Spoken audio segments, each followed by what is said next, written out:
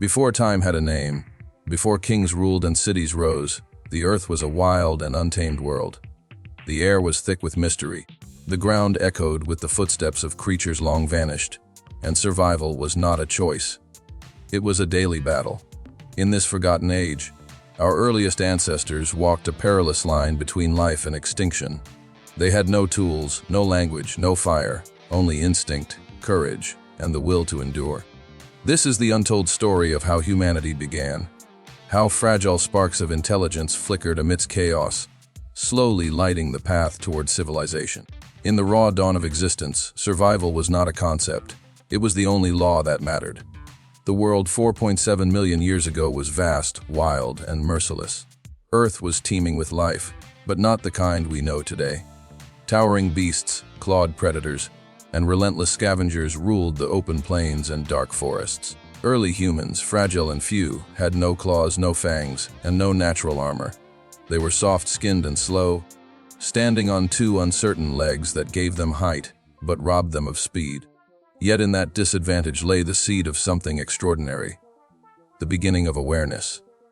Every sunrise was a test, every sound a warning, and every step a choice between life and death. The struggle for survival began with the senses. Vision, hearing, and smell were not just abilities. They were lifelines. The rustle of grass could mean a lurking saber-toothed cat. The scent of decay might reveal a carcass to scavenge, or a trap laid by another desperate creature. Early humans learned to read the landscape like a language. They noticed patterns, the way vultures circled above a meal, the way antelope paused before fleeing, the way shadows lengthened across the savanna. In this quiet observation began a new kind of intelligence, one rooted in survival.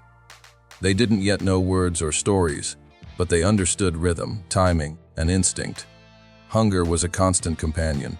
Food was scarce, and danger waited beside every opportunity. Fruits, roots, and insects formed much of their diet, scavenged carefully between hunts of other predators. Yet hunger pushed them forward. It sharpened the senses and forced innovation. Some began to pick up stones, not just to throw, but to crush and break. Bones were smashed open for their rich marrow, and fallen branches became makeshift clubs. Each act of desperation was a step toward control, a small defiance against nature's overwhelming odds. Night was the greatest enemy. When darkness fell, the world belonged to others. The eyes that glowed in the shadows, the predators that moved silently through the brush. There was no fire yet to keep the night at bay, only the trembling of bodies huddled together for warmth and safety. The sounds of the night, screeches, growls, and the low rumble of distant thunder, etched fear deep into their bones. This fear became memory, and memory became instinct. It taught them where to shelter, when to hide, and when to move. Over countless generations, fear evolved into wisdom. Water was another test of endurance. Rivers were both lifelines and ambush sites. To drink was to risk death. Crocodiles waited beneath the surface, and big cats stalked the edges.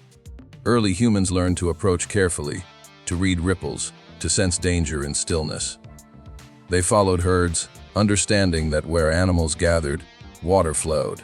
They began to map their world, not with symbols, but through memory, remembering the locations of safety, shade, and sustenance. This mental mapping was the earliest form of geography, carved not on stone but in the folds of the mind. The climate was unpredictable, shifting between droughts and floods that wiped out food sources and reshaped the land. Some groups perished entirely, while others adapted, learning to move with the seasons. Migration became survival. They followed the rains, the fruiting trees, and the herds of grazing animals. In this constant movement, the first sparks of cooperation were born. A lone human was weak, but a group could watch, warn, and defend. They began to share food, shelter, and knowledge. The shared glance of warning, the sound of a call across the plain. These were the earliest languages, formed not of words but of trust. Predators dominated every part of their existence. Saber-toothed cats, giant hyenas, and packs of wild dogs were ever-present threats. Yet, early humans learned to read the behavior of these killers. They watched from a distance, waiting for them to feed and leave scraps behind. Scavenging became a strategy, What others abandoned, humans turned into sustenance. Sharp, edged stones helped tear meat, and bones were crushed to extract marrow. Through patience and observation, they survived by fitting into the gaps left by stronger creatures. Their greatest weapon was adaptability. Where other animals relied on instinct, humans began to rely on thought. They learned to climb trees for safety, to use rocks as barriers, and to mimic predator calls to scare rivals away.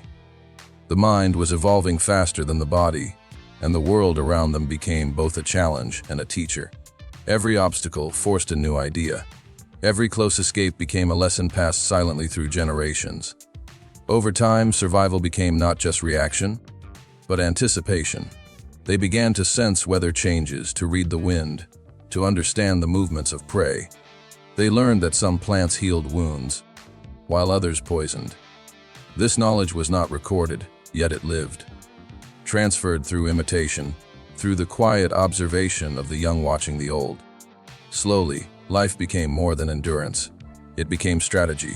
The struggle was endless, but within it lay purpose. Each moment of danger tested their limits, and each act of survival sharpened the emerging human spirit. The fragile creatures who once hid from the dark were becoming something new. Creatures who not only survived, but learned from survival itself. They were beginning to think beyond the moment, to imagine what might come next, and to see the world not just as it was, but as it could be. The birth of intelligence did not arrive as a sudden spark, but as a slow, almost invisible awakening that stretched across thousands of generations. Early humans did not yet understand what thinking was, but thought itself had begun to shape their destiny. It started with curiosity, the quiet awareness that the world could be influenced, that things could change when touched, thrown, or broken. Stones were no longer just stones, they became extensions of the hand, amplifiers of strength. A jagged edge could cut, a heavy rock could crush, and this discovery transformed weakness into potential. The first tool was not just a physical creation, it was an act of imagination, a realization that the environment could be molded to serve survival. Each generation added something new to this growing intelligence. The simple act of striking one stone against another to produce a sharper edge marked a turning point in evolution. It was the moment thought reached beyond instinct. A creature that could shape a tool could also shape its future. The earliest tools were crude, made from flakes and broken rocks. But behind every chipped edge was a mind beginning to calculate, to experiment, to remember success and failure. These early humans learned by observation, repetition, and consequence. If one method worked, it was repeated. If it failed, it was abandoned. The beginnings of logic and problem solving were being carved into stone. The use of tools changed everything. With a sharpened rock, meat could be stripped from bone, hides could be cut, roots could be dug up more easily. These new abilities opened doors that had once been closed by nature's barriers. The body was still frail, but the mind had found a way to compensate. Strength was no longer measured by muscle, but by innovation. As tools improved, hunting became more strategic. Early humans began to use cooperation to corner prey, timing their movements and using their voices or gestures to signal others. Communication evolved out of necessity. A grunt, a gesture, a glance, all became pieces of an unspoken language. Intelligence was not only growing individually but collectively. Fire was still a mystery during this time, a distant force that came from the sky or burst from the ground during storms. Yet even without harnessing it, humans began to understand its meaning.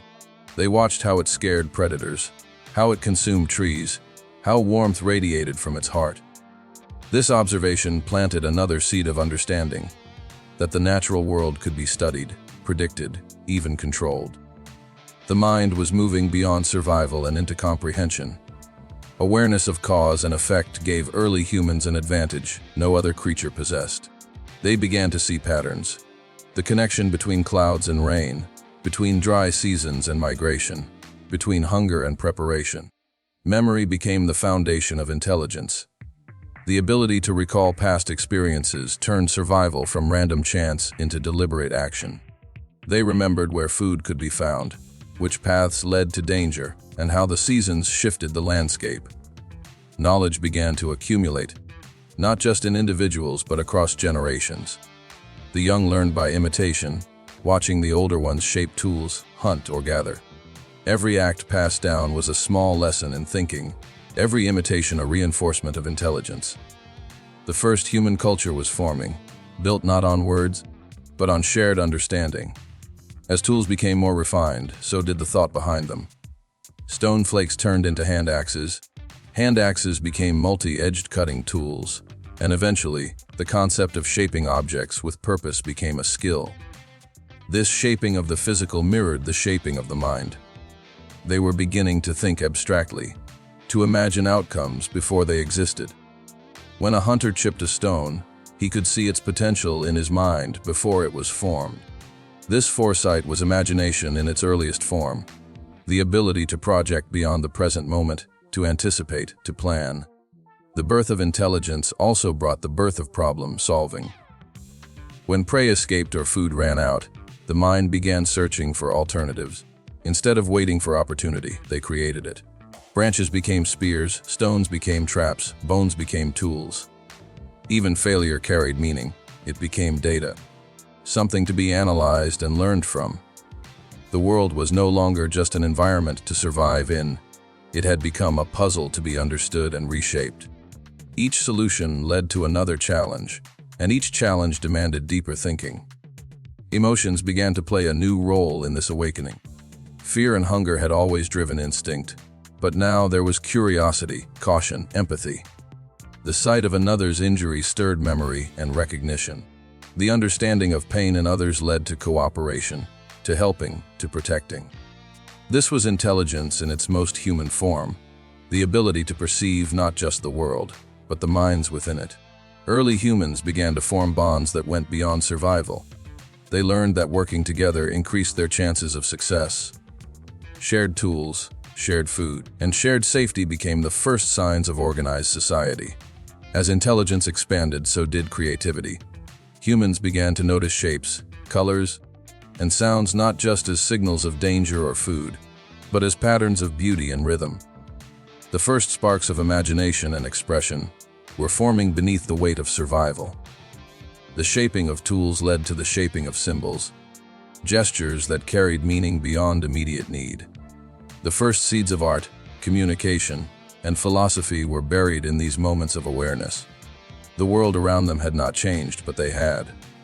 With every strike of stone, every act of observation, and every shared glance of understanding, they were transforming from instinct-driven creatures into thinkers. Intelligence was becoming their new weapon, their new shield, and their path forward through the brutal wilderness of prehistory. The first signs of human connection began not with language, but with shared experience. In a world where every breath was borrowed from danger, survival demanded cooperation.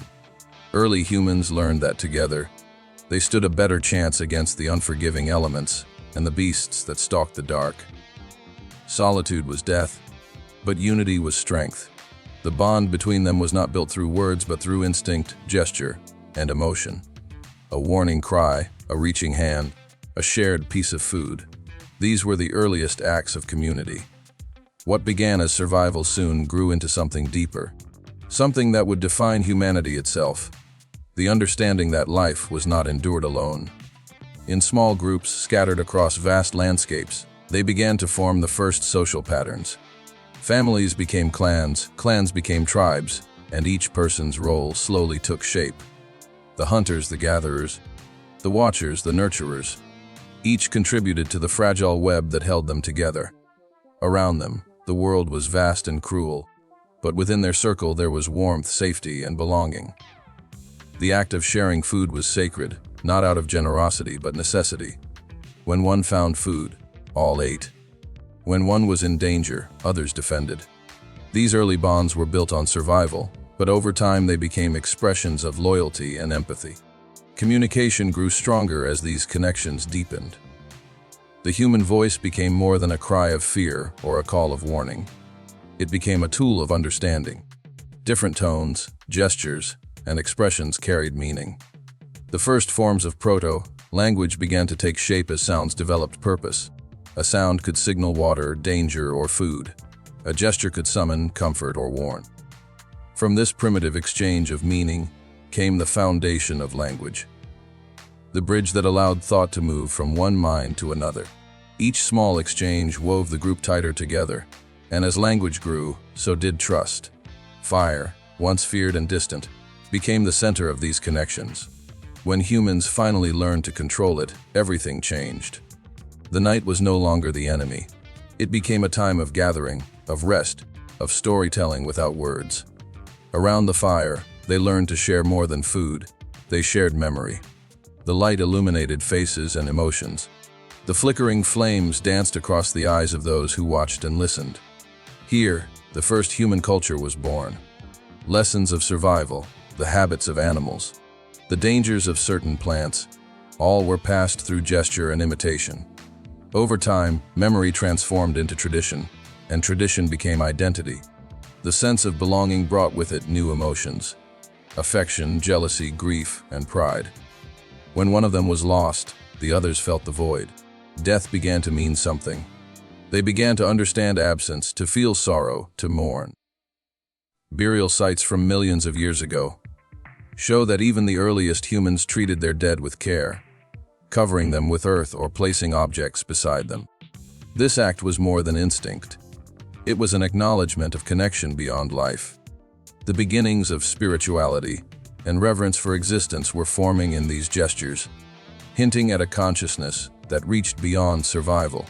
Within these small communities, cooperation evolved into structure. Older members became keepers of knowledge, the young became learners and helpers. Observation turned into guidance, and imitation became teaching. The mind was not just surviving, it was now transmitting ideas. This transmission of knowledge became the invisible thread that connected generations. A child watching their parent make a tool or prepare food was witnessing thousands of years of accumulated wisdom.